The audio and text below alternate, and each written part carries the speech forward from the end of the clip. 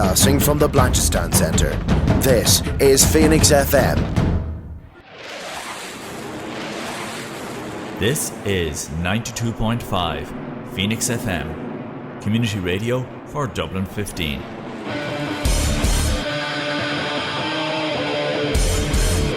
Hey everybody, it's JB Jeremy Borash, and you are listening to Darrow O'Connor. Yo, what's going on? It's Leon Slater. You are listening to Darrow O'Connor on the Wrestling Rewind. You get me?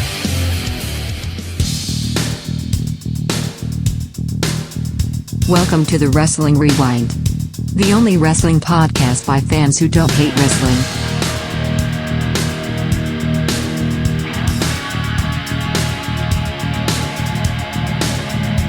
Hello folks, it is Tuesday here on Phoenix 92.5 FM and you are listening to the only wrestling podcast by fans who don't hate wrestling. It's been a crazy week. We're officially on the road to WrestleMania. A lot's happening, but it's not only a WWE thing. There's some wild stuff happening in AEW. TNA had a really, really unfortunate week. And of course, we're going to jump back in the time machine. My name is Darrow O'Connor, but I'm not alone. I'm joined by Mr. Christopher Fanning. Christopher, how are you doing, sir? I am great. It's great to be back, and let's talk wrestling. Absolutely. So look, WWE are doing their UK European tour pretty much at the moment now. We're a couple of days away from the big show in Belfast, Ireland. They were in Wembley last week. And where was SmackDown today? I didn't get a chance to see it yet.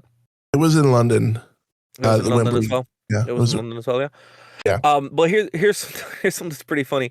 AJ Styles was on TNA this week, and he actually boarded a flight immediately and flew to Dublin. So I think he flew to Dublin and then got a short flight over to London. So that's where I was like, it can't be too far away from Dublin if he's like, that's a short turnaround, like a day to get from TNA all the way up from the US where TNA was being shot all the way over to WWE. So that's pretty funny.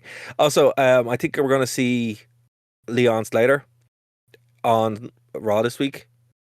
Okay. Yeah, well, maybe not Raw, could be SmackDown, but there were talks of him showing up tonight in London, and he wasn't on the TNA show, so we could still see him pop up in this WWE tour, but if he didn't show up on SmackDown, that was where he was supposed to be. Whatever the rumors was where he was supposed to be, but look, we'll keep an eye on it.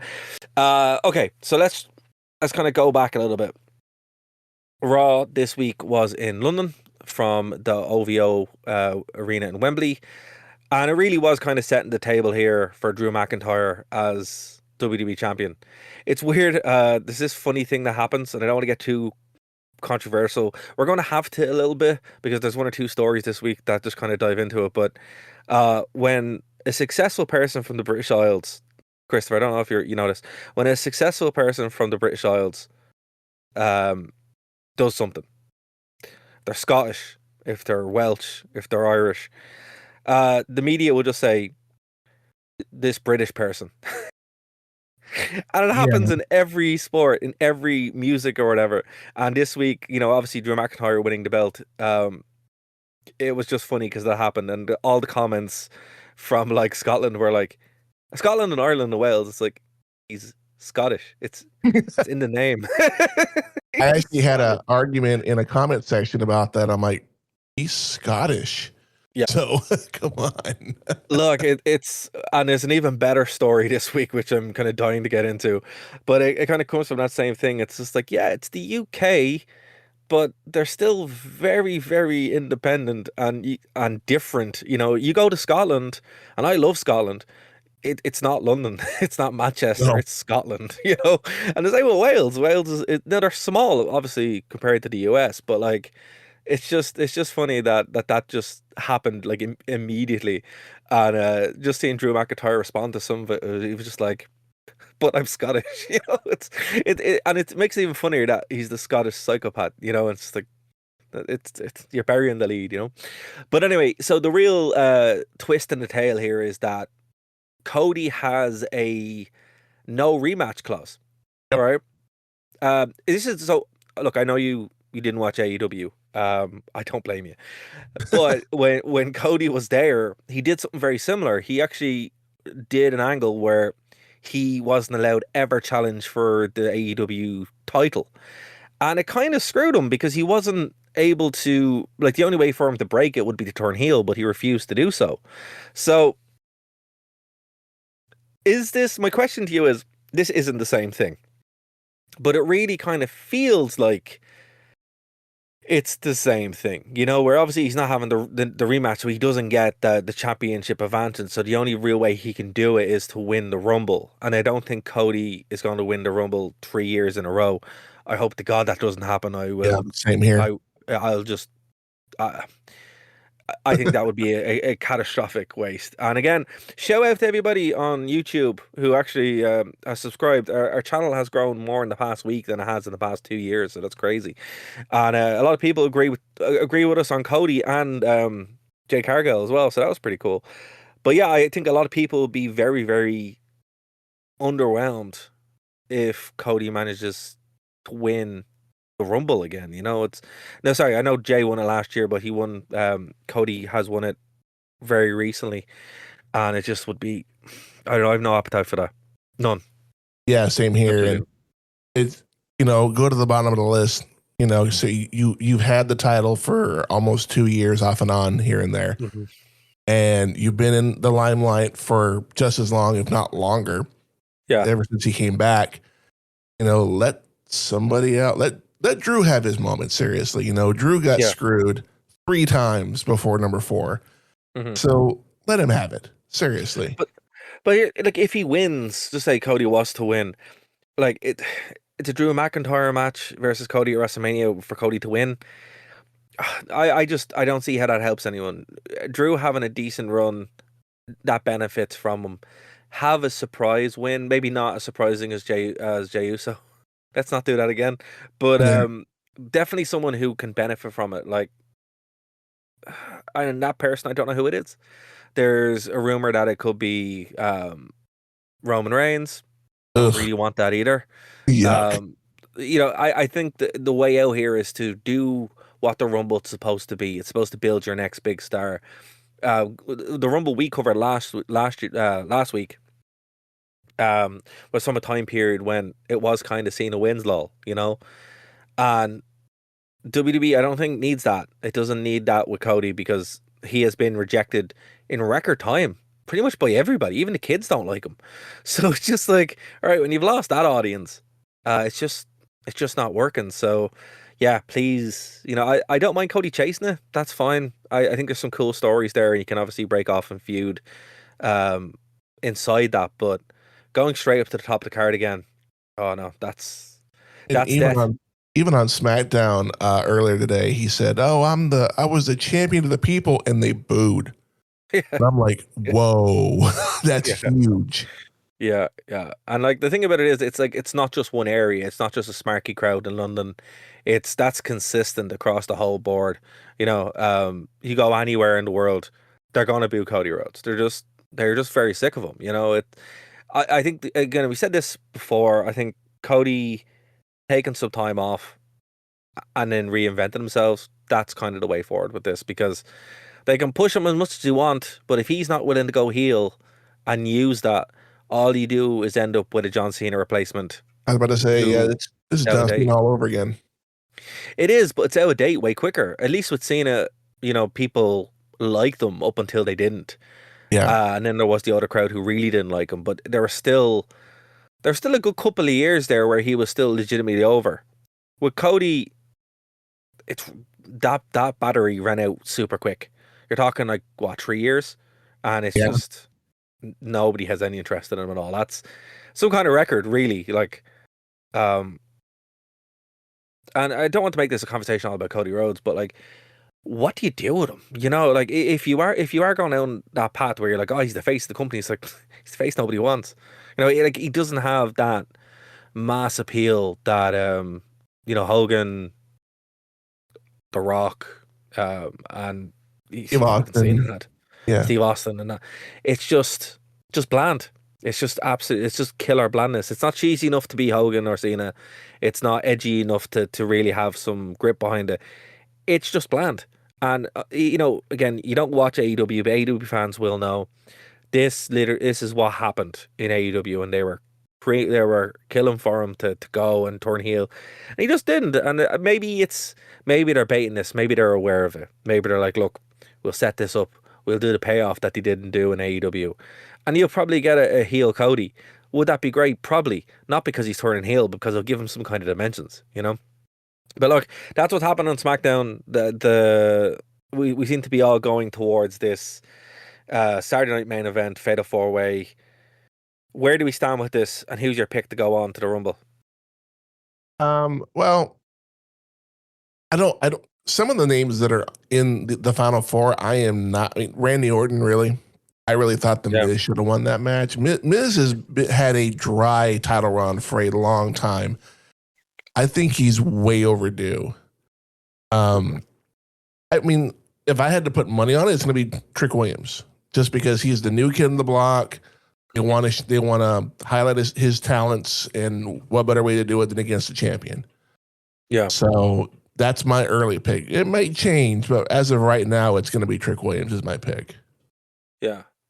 No, that's fair. That's fair. Look, Randy Orton in there now is playing the easy hand, the grizzled veteran who is, you know, you're going to use him. He's going to pop the crowd, but if he starts winning and racking up these wins, him and Sammy are the same. It's just like they've had their time. I think this is kind of the opposite of what we were saying with Cody, where it's like WWE, they're either accidentally doing something genius, or they're not aware, or they are aware of what they're doing, but they're not aware of how they're doing it. They seem to be rebuilding up their younger stars, the people who need to replace them. And I think, you know, Sami Zayn moving out of the way, Randy Orton moving out of the way, that's how you do it. But when it comes to the top of the card again, Drew is that kind of flag bearer. You know, it's like it's a completely new, different feel on Raw. But with SmackDown, on SmackDown, but when it goes to Raw in general, you're kind of seeing that as well. So I think WWE full stop is in this rebuilding phase. But then I could be wrong. You know, we could have just a switch where they're just like, nah, it's not working. But everything I've seen, particularly if we do get that outcome from the Fatal 4-Way, I'll be a bit more in mind to be like, yeah, this seems to be what WWE's doing. And we might actually get our cool win, you know. I didn't have a problem with The Miz winning. I was kind of upset that Matt Cardona didn't win, though. Even though Trick won, I was like, I have a soft spot for Matt Cardona. I agree with you. You said last week you were kind of over Sokola. I was happy to see him lose. Damian Priest needed the win. You know, but I still think the future of SmackDown here is with the Wyatts. The Wyatts are really like, that's who I'd be putting the money in. And again, look, I haven't seen SmackDown yet, but from looking over the results here, it definitely seems to be like it's a strong show. It's building into an interesting Saturday night's main event, and it actually seems to be a stronger show than what Raw was. Did you get the feeling as well? Is the 3 hours helping, or am I reading this wrong? No, I think the 3 hours is helping you have a chance to you know, show off a lot of the younger talent. You know, you have Carmelo Hayes now is the U.S. champion, so he's able to do the open challenge and give some of that younger. It's the same thing that Cena did, is that just have it as a beacon to promote the younger stars to see, oh, this guy looks great. Need to keep an eye on him, see what he can do. But yeah, I think SmackDown, I'm definitely more invested in SmackDown now than I was a month and a half ago. Yeah. I'm actually making the effort to watch. It seems to have an identity in and of itself, which I feel like it didn't. And it is different to Raw. You know, like Raw is, I don't want to say more focused, but because it can kind of do its own thing, it's not really restricted, but it doesn't want to serve too much bloat. And I think you're getting the better matches on SmackDown. Like, it definitely seems to be, well, okay, let's try this. Let's see what's happening here. But I think I just want to go back to Raw real quick, because like there was this interesting angle, speaking of matches that they did have, with AJ Styles. Yes. It was AJ and Gunther in actually a very, very good match. And we've kind of seen this shift from Gunther where he's not just a pure wrestler. He is a calculating heel. He's willing to cheat. He's willing to hit a low blow, you know, and he did tap out. Like, he faked it while the ref was distracted and then, hit AJ. So that's something I didn't expect Gunther to really have, but I think it's because it's just like, well, I'm a heel now anyway. I retired Cena and retired Goldberg. Do you think they're hinting that he might be the one to actually take AJ out eventually? Yeah, they've been talking about that for a while now, and it ain't cheating if you don't get caught. I'll say that much about that, and Right. I think it was brilliant for him to tap him on the side that the referee can't see, and of course there's the confusion. The referee's talking to, the announcer, like, hey, we're not stopping. The match is still going to continue. Low blow, power bomb, match is over. Brilliant heel work, and doing that, you build more heat for that character. People online are like hating on Gunther, and I'm sitting there going, "This is what you want as a heel. That's what you're supposed to do. To hate you." Yeah, And absolutely. even in my promotion here, I'm a heel, and I just feed off that negative energy. I'm like, yeah, give it to me. I want more. Give me more. And I'll say the most outlandish stuff just to get them to hate me. And it works. And to the point where people are like, hey, man, that was messed up. I'm like, hey, bro, it's a character. Calm down. It's not that big of a deal. Exactly. Like, it's, if they're cheering you as a heel, you're not doing your job. Yep.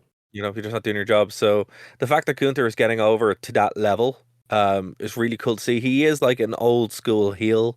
And I don't mean that as like, people think it's real or whatever. It's more like he's a heel. He's going in. There's no in between. He's like, yeah, look, I can back it up in the ring, but he now seems to enjoy this villainous the turn that he's having where he's destroying the heroes. Pretty much what Drew McIntyre was doing, just in a different way. And it is kind of funny that they're both like Europeans. But like when you compare Drew McIntyre's approach and Gunther's approach, I don't want to say Drew isn't as talented in the ring, but the great thing about a Gunther match is you're going to get a really good match and you're going to get that storyline as well, no matter who he's in the ring with. With Drew, yeah, he'll do the same as well, but Gunther's able to carry that up. Now, this week it was kind of a fair because it was AJ Styles and Gunther, so two phenomenal talents, two generational talents, and I really like this little twist in the tail. It was really, really fun.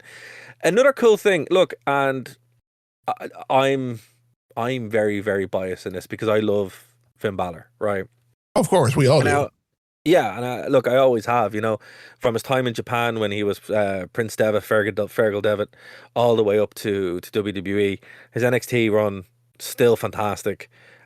He was kind of a little bit dropped in the main event. The Judgment Day thing, I think, has been done more harm than good, and he could have been a hell of a lot better. But I really like this. WWE let something that I didn't expect to be talking about happen last week.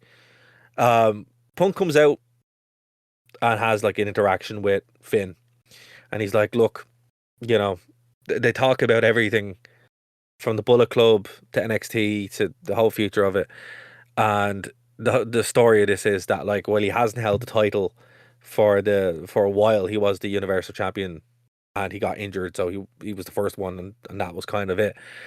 But basically Punk was like, look, we're in Belfast, Ireland, your home country. We'll put a pin in that. Your home country next week. Let's do it for the title.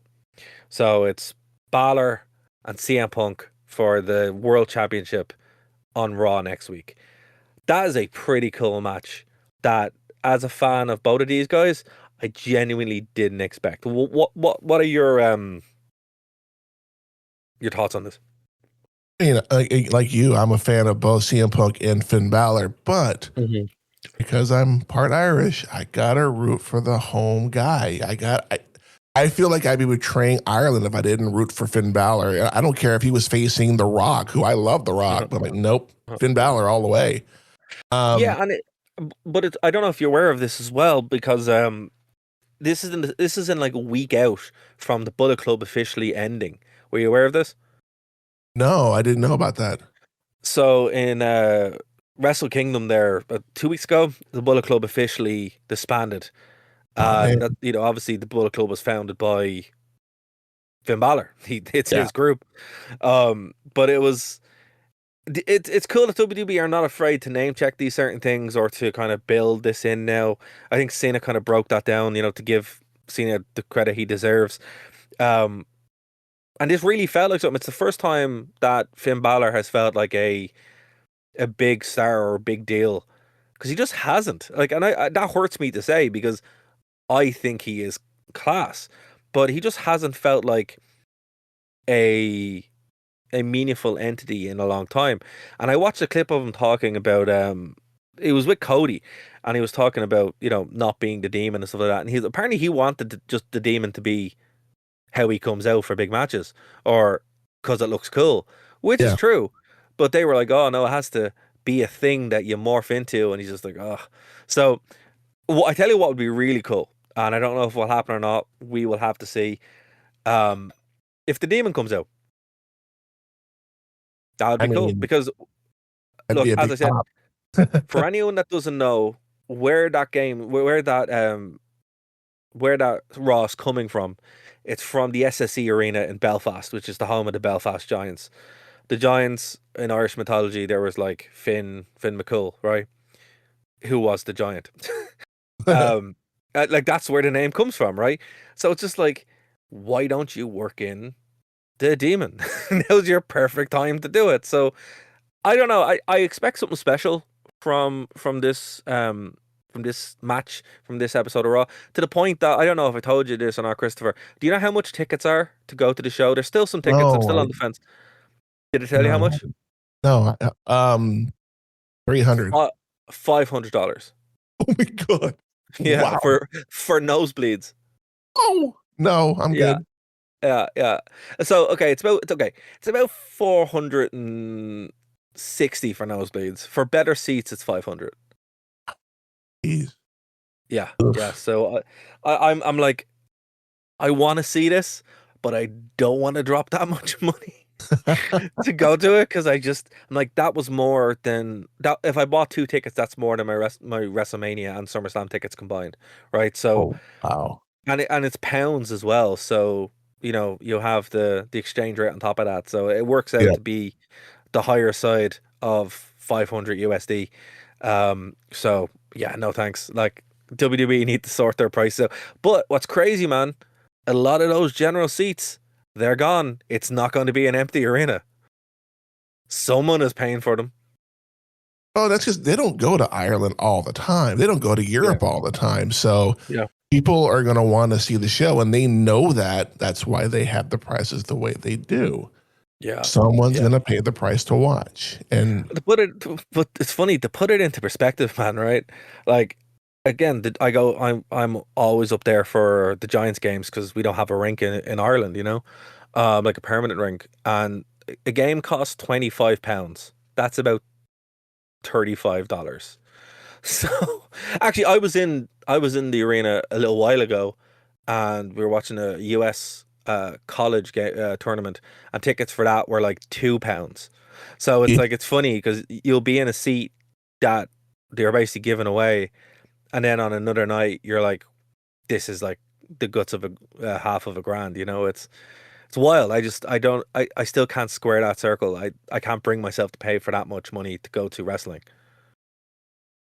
unless it's like a big thing like WrestleMania or the Rumble or something like that. But even then, Yeah. Even then, yeah. But still, like, you hear this. What was it? You hear these stories from like Cena's last match where ringside was something like $6,000. yeah, no, It's like, come on. Like, that's crazy. Look, I get it's a business. I get that it's selling. Obviously, when you watch Raw next week, it won't be empty. oh, I'm sure it won't. It won't be empty, you know. But what's funny is I have more desire to see this one than I did when it was in Dublin, because I think it was a random SmackDown in Dublin. Tickets were €360, so that works out to be just shy of $400. And I Man, was just like, I remember yeah, paying on for a SmackDown show, God, 12, 13 years ago. And third row back, I paid for two tickets, I paid $250. That was a third look, row back. when we started this podcast, we used to go over to to the UK, to London and not London, Liverpool and Manchester, and you'd get nosebleeds for Raw, you get them for 30 pounds, and then you get nosebleeds for SmackDown for the same. And then what would happen is, because no one would go to SmackDown, you get automatically upgraded to being on the floor. So it's just like, okay, look, I understand that the product is hot and they're not touring nearly as much, but there has to be a midpoint between £30, £500. It's like, and imagine, like, look, if you have a family, that's $2,000. Yeah. No one's doing that. That's before you buy a £45 t-shirt. Oh my God. Yeah, it's wild. I just look, it's working for them. Their stock price is pretty high. TK obviously know what they're doing, but yeah, someone's buying the tickets. Let us know. They are. Let us know in the comments. Have you been to any of these shows? Are you planning to go to any shows? And how much did your tickets cost? Because genuinely, I need to know who's buying these tickets, because it's not me. Look, funny you say that, 'cause there's 2 shows coming up here, one in San Antonio, one in Houston, Raw and SmackDown respectively. Right. San Antonio's 2 hours away. Houston's 3 hours away. Not that really not that far. This is Texas, by the way, and our perspective of distance is a little skew. But that being said, no, but here's the thing: it's the same distance from Dublin to Belfast, so it's about 2 hours. Oh, okay. Yeah. But the tickets are just. I mean, I'm like, go Ticketmaster, check out the tickets. Maybe I want to go. And I saw the prices of where I'd want to sit, and I'm like, okay, let's check the note. No, you know what? I'm okay not going, because in that you have to take into account the driving, the gas, the parking. Well, the parking is another issue. I'm gonna be going, if I were to go to the Houston show, I got to stop at Buc-ee's, which is a Texas gas station that has everything. They have incredible food there, and it's Texas law to stop there if you're on a road trip. If you drive by a Buc-ee's and keep going, they can pull you over and arrest you. It's Texas law. So you got to take all that into account, and if you have friends with you and all that stuff. So I'm like, I'm okay not going. Yeah, no, absolutely. It's just one of those things where you're like, it doesn't feel like something that you can see on TV. At that point, they're pricing themselves out of it. Now, again, if the tickets had been even a little bit cheaper, like $100, I probably would have been like, look, it doesn't happen that often. If it had been $200 cheaper, I would absolutely, but still, I can't justify these tickets being more expensive than WrestleMania. That's just silly. It's just silly. It's silly. But look, speaking of something else that's silly, and this is genuinely funny, but also slightly controversial, so I don't mean anything by it, folks, but it is just WWE walking themselves into something that they probably shouldn't do. So obviously, Raw is emanating from Belfast, Ireland, Northern Ireland, UK, right? So if anyone doesn't know, Dublin is the capital of the Republic of Ireland. Belfast is not in the Republic of Ireland, it's in the UK. Those 6 counties are separate from the Republic of Ireland. So whatever way you want to slice it, this gets kind of dicey, right? But what's funny is the graphic for the match next week had a Union Jack, which is I thought that. That threw me off. I'm like, why? which is the flag of the United Kingdom, right? Mm-hmm. So that's fair enough, you would think. They obviously don't know Belfast, right? To put it into perspective, again, I'm in Belfast all the time. I love Belfast. I really do. I consider it a second home. There's no national anthems played before the hockey game. I didn't even realize national anthems were played at hockey games because I'm so used to Belfast. They just don't play them. There's no flags. There's nothing except for the colours of the Giants and the team that are playing, and sometimes NHL jerseys if you don't know the team. And that's by design. That's because of the very, very thorny history of the Northern Ireland troubles and etc., which we won't go into, right? So I'm like, whoa, this is gonna go real bad, and it did. And it did. So I've seen a lot of comments back and forward. Reddit was on fire about it. It was a whole thing.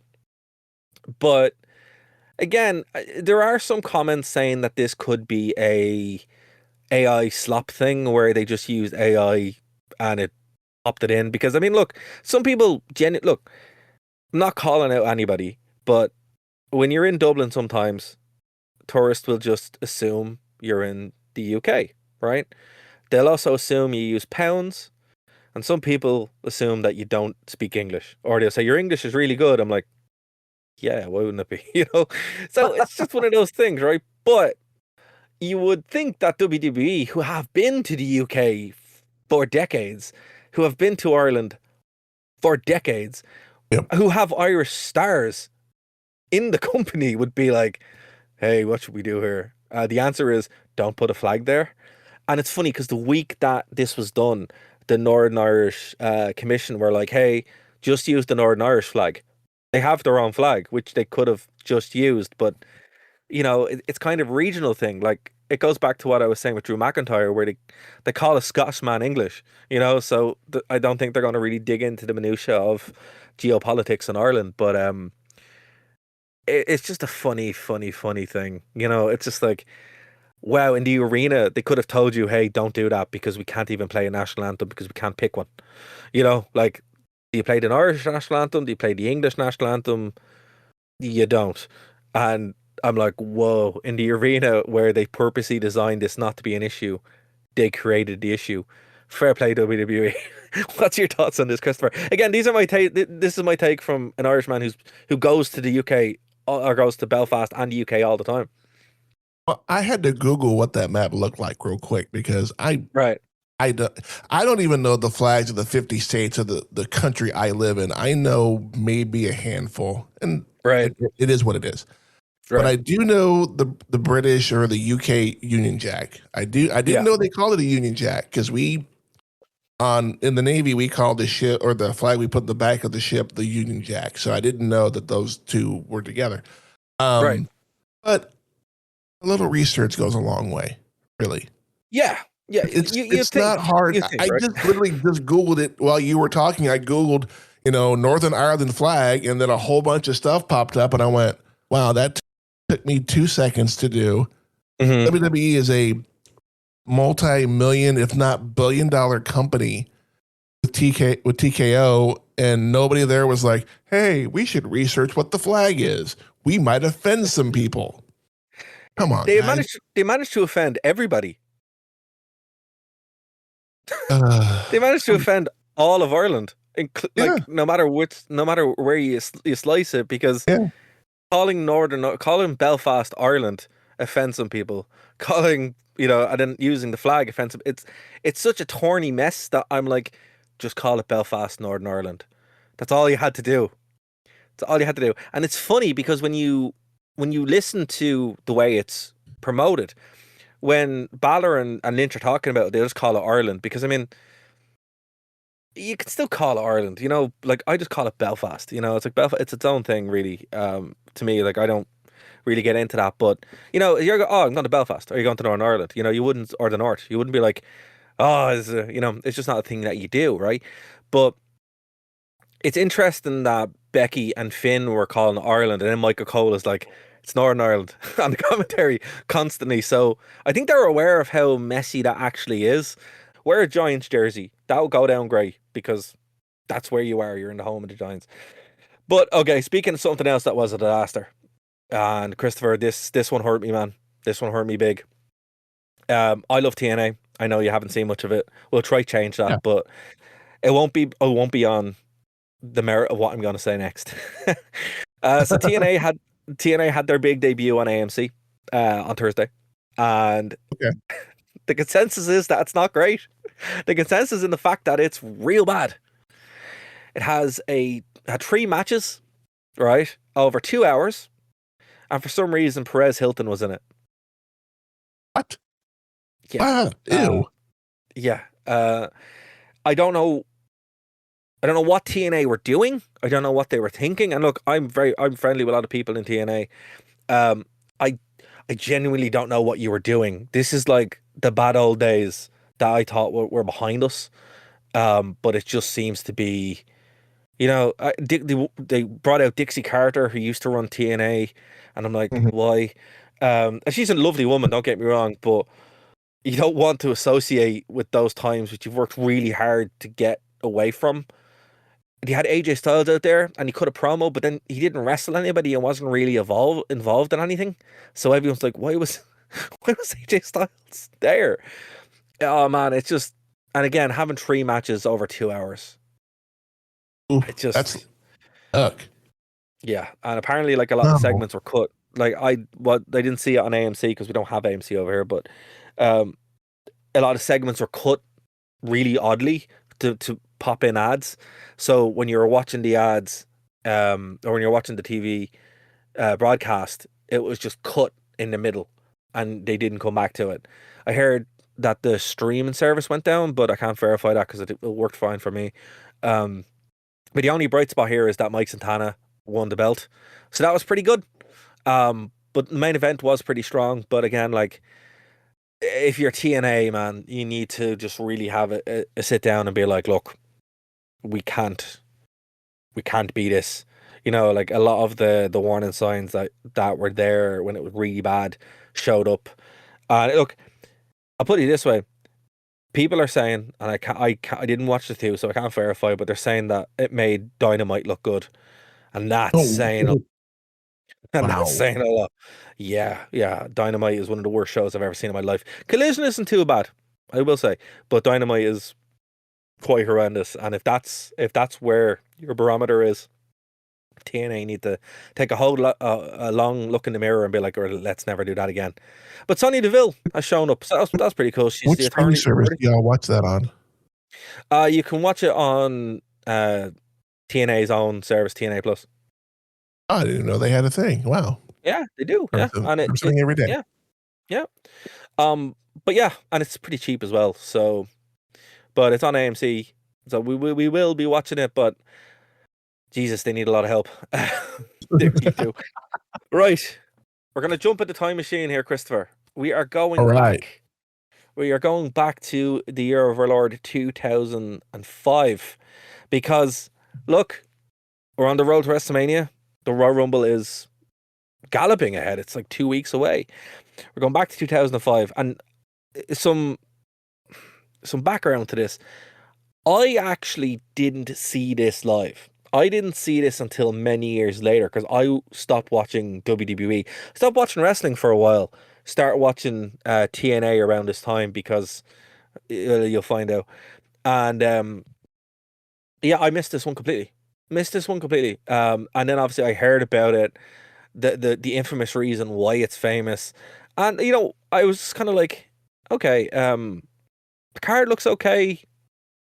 I know who wins. I knew the ending, but it's the first time in a long time I sat down and actually like watched it.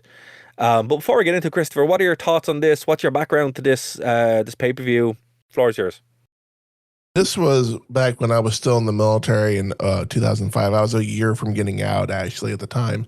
So I wasn't watching. So I never got to see this. And over the weekend, this past weekend is when I watched it for the very first time. And I had to text my brother, like, hey, give me some context on this Rumble. And all he told me was the end. And I went, oh, okay.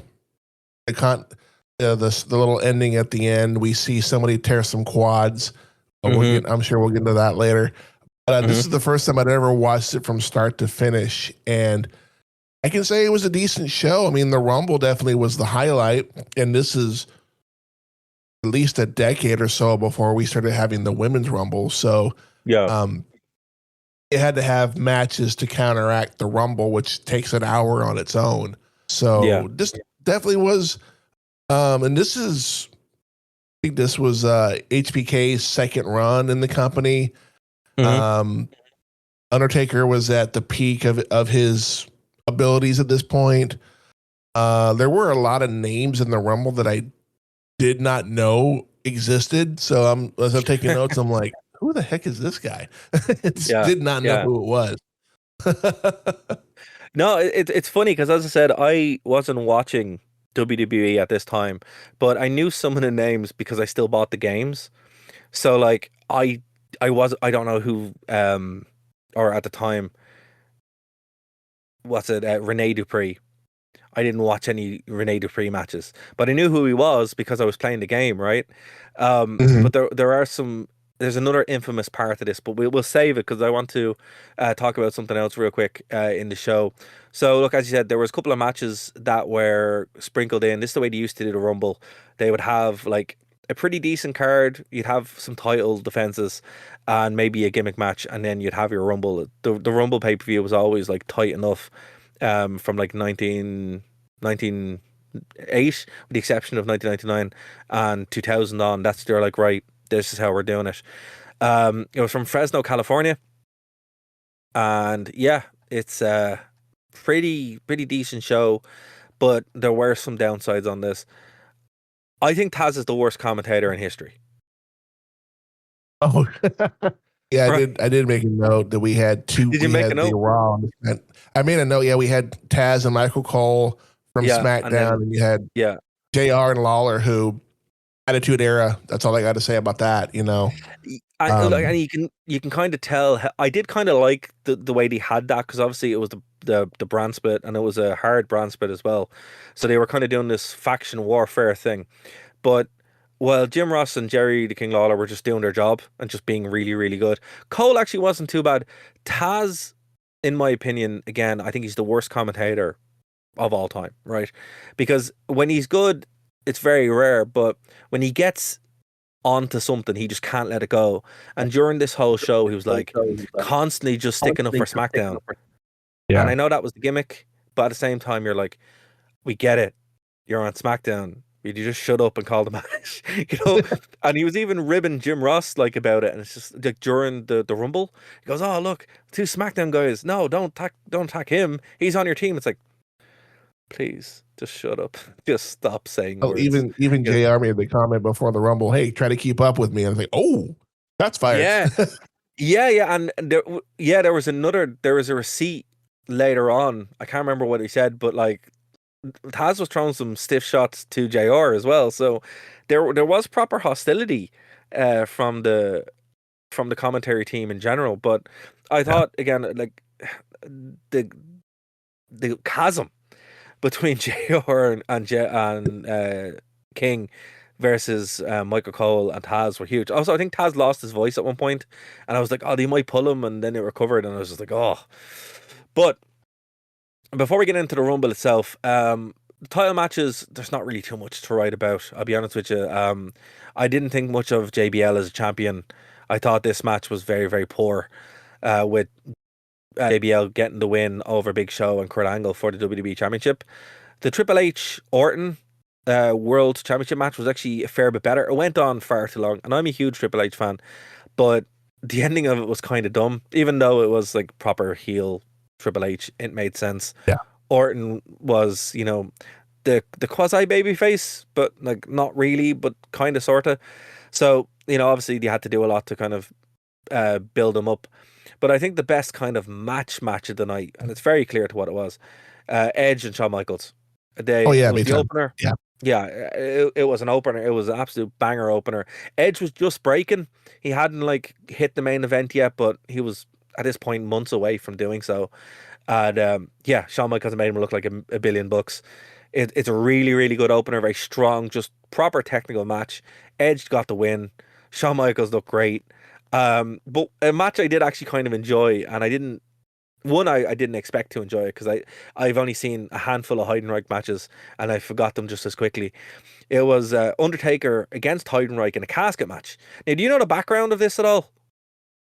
I don't. I didn't think to research the match. I just saw the names and like, okay, it's Undertaker in a casket match. I mean, I knew Taker was going to win. It's just a matter of how it's going to happen. Right. So again, folks, what I'm going to say here is exactly what happened. Please do not be offended. I try not to. So Heidenreich was just a super animalistic, intense wrestler, right? And they kind of botched him. I mean, after this, he would just drop down the card and that'd be it. But what's more interesting is what happened in the match. So Kane shows up in the casket and attacks Snitsky, who interfered in the match. Apparently him and Heidenreich were mates. Snitsky Also had a interaction with Kane because Kane and Lita had a baby I remember that. because Matt Hardy lost the match to Kane and Snitsky pushed Lita over. That's the background, guys. That's what happened, right? I didn't say this was good, but when that was happening, I was like, "Oh man, I'm gonna have to try to explain this in like 2 minutes. What's going on?" Vince McMahon, I swear. Oh man, he really wrote some wild, you know what? This this Undertaker Heidenreich thing was like, I wasn't expecting it to be like a lore Easter egg, like absolute treasure trove. But it turns once Snitsky showed up, I'm like, oh man, where are we in this lore? And I was like, it's literally just in the middle of their feud. So it's weird that Kane didn't have a match with Snitsky, or that he wasn't really involved beyond that. I know he was in the Rumble and stuff, but as far as that's kind of where it began and where it ended. So it was a very, very weird kind of pacing to just have. But the match itself, when it was just allowed to be a match, was pretty fun. Also, turns out Heidenreich is afraid of caskets. Was that weird for you? Yep. No, I get that. That's a confined, close quarter. I mean, I'm not claustrophobic, but you put me in a casket, I don't care where it's at. I'm gonna flip. Like, no. Well, he was afraid of looking at the casket. Oh, see, that's just a phobia right there. Yeah, that was his whole thing. He was like, I'm afraid of it. It's like, all right. My question is, why did Heidenreich go for a pin in this match? There was one point he went for the pin. I'm looking at him going, what are you doing, dude? Throw him in the casket. Heidenreich's not very good, man. Apparently not. No, that's why he's a footnote rather than a big player. Like, there was, I think this is when. So what's interesting about this time period for the Undertaker, he would have him. I think he'd have a casket match with Mark Henry at that year's WrestleMania, but around this streak, he would work with bigger guys and try to get them over as like something, and from time to time he'd just be like, well, let's put him with the Undertaker, and it never worked. The most famous one, like if you go through the Undertaker streak, and we have done it on this show, if you go back and you have a look at the Undertaker streak, there's a lot of duds in that hand. First 5 or 6 are duds. First 5 or 6, but there was one even at 11 the year before, a couple of years before this, where it was a 2-on-1 handicap match with A-Train and Big Show. And that's because the person who he was supposed to team with, Nathan Jones, just didn't show up. He had a panic attack and that was it. So I feel bad for Taker because from around 11 to 14 of the streak, which is 2003 to about 2006, he really was hampered with a lot of garbage. There was a Randy Orton bright spot. Sorry, let me correct myself. He would face Randy Orton in 2005. It'd be Mark Henry the year later. But he was kind of hampered with this, try and make these stars, try and get something out of these young fellas. And it just never really worked. It wouldn't be until he'd start facing Batista and then Edge, and you had the classics with Shawn Michaels, where he really, really got the Undertaker streak that we know and love. But man, you go back and have a look at those matches. There's a lot of duds in that. I'd say if you cut that into half is the good matches, and the rest of them are take it or leave it. Even though I'm still a big fan of the first Triple H match, which doesn't canonically exist. And I found out this week that match was planned in like 2 days, which is wild. WrestleMania 17. Yeah, they just planned it. They're like, we're not doing anything else. Let's just plan it. So that's crazy. So look, the time we have left, let's get into the meat and potatoes of this show. So this was the Royal Rumble. It's famous for 2 things. Obviously, the end, and I would say the beginning. Do you know about Daniel Puder? No, I do not. So Daniel Puder was the winner of Tough Enough. I think he was the 3rd winner of Tough Enough. Oh, that's right. Yeah. Yeah, it was a former MMA fighter.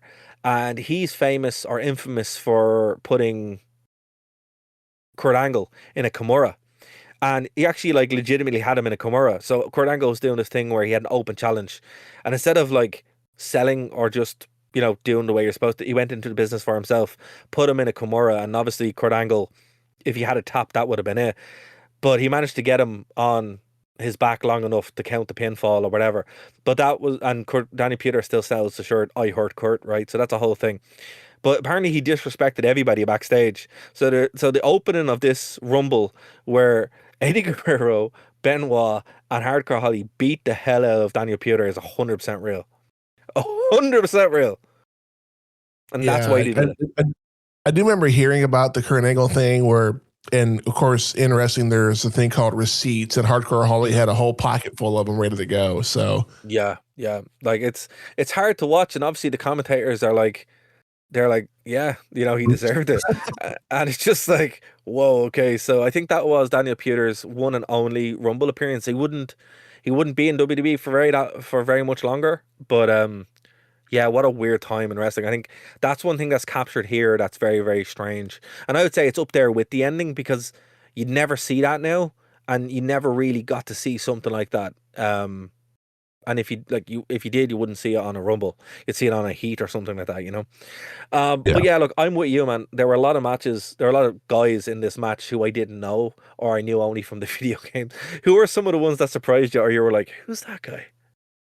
Rene Dupree jumped out. Let's see, Luther Reigns.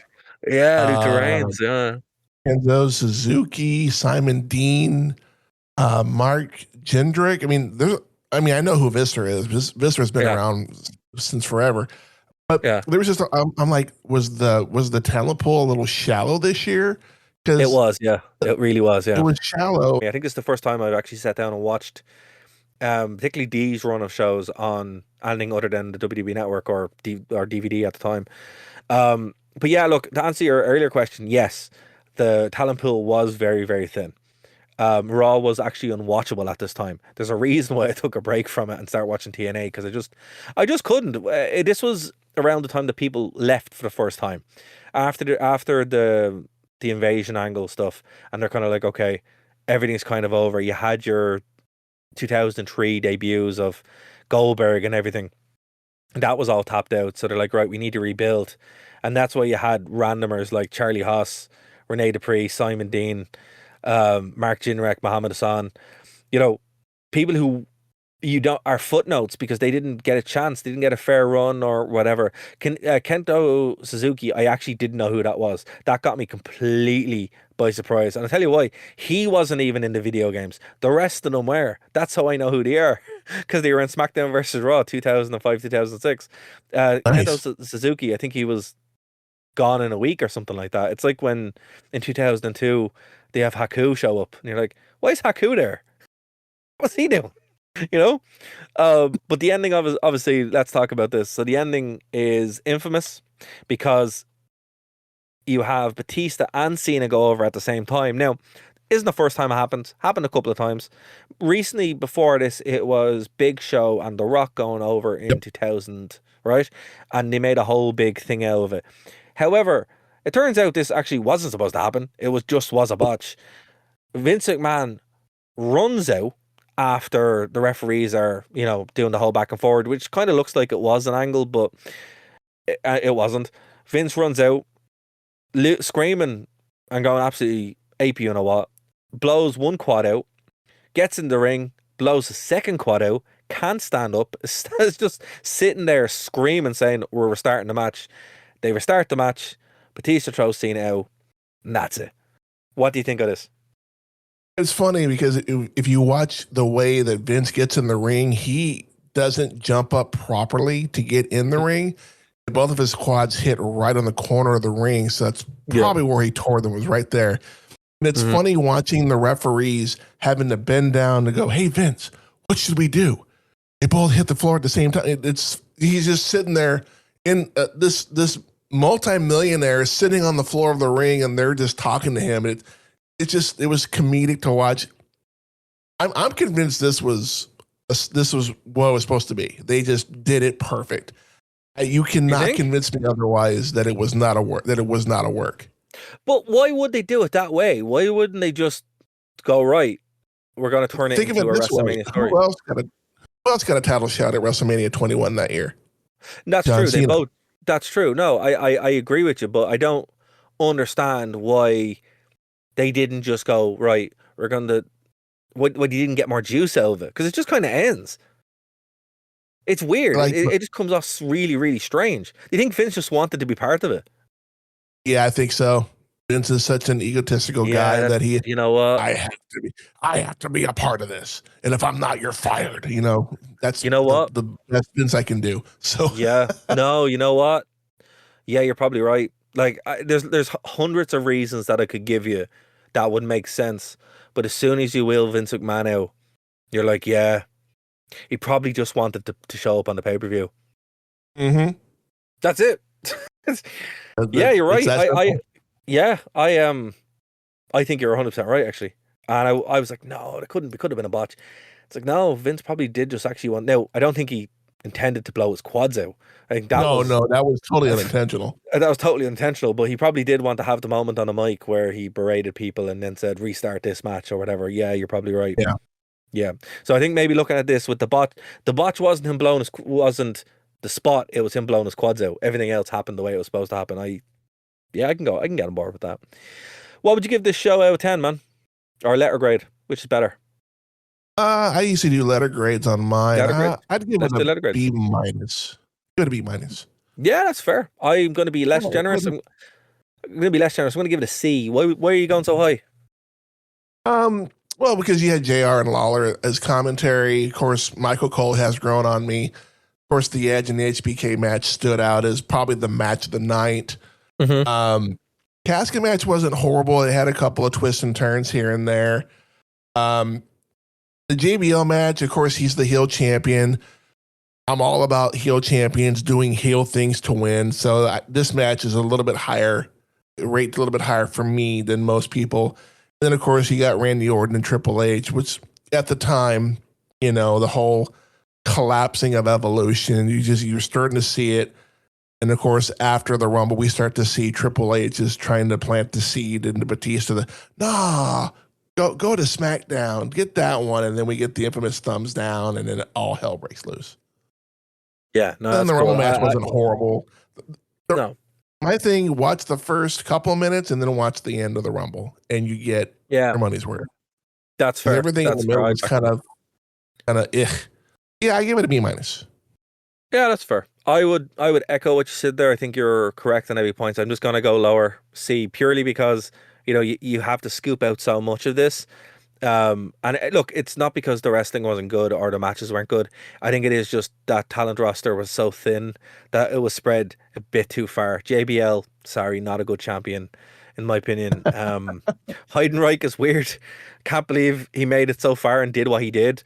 But in that middle of the Rumble, like, if you just want to be confused of who you're looking at, look at the middle of that Rumble. But again, is it worth your time?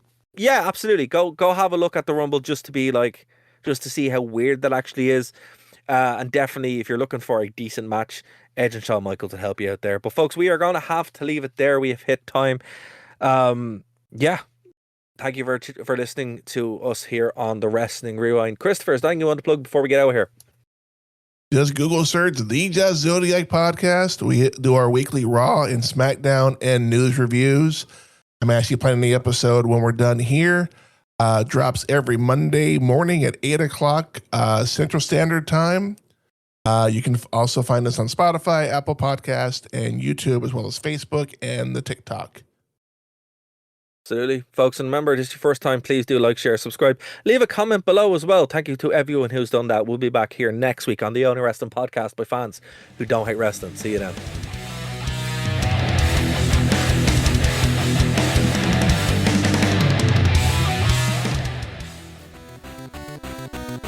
Thank you for listening to a Nerd to Know Media production.